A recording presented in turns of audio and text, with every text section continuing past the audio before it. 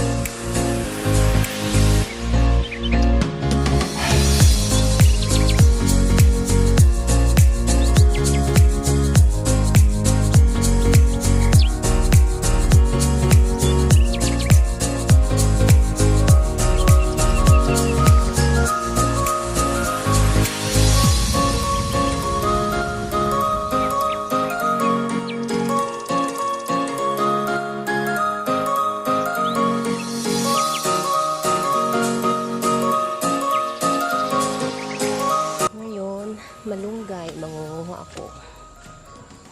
Iba talaga guys pag may natanim ka sa backyard mo, kahit ano siya, hindi ka mahihirapan. Ayan, malunggay. Hindi ko kaya kunin. Kunin ko siya.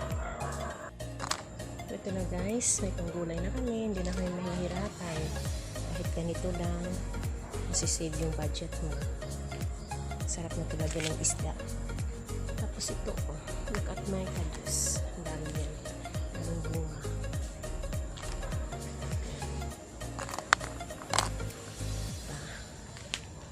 Kaya, tanim-tanim lang sa backyard para may ma-harvest. Okay. So, this is my garden. Dito ko nilalagay ang aking mga adenium. Yung mga matatamlay na adenium, dito ko nilalagay. Ito, pwede ko na ito i-dispose. Ayan. O, diba may bulaklak na siya. So, that's it guys.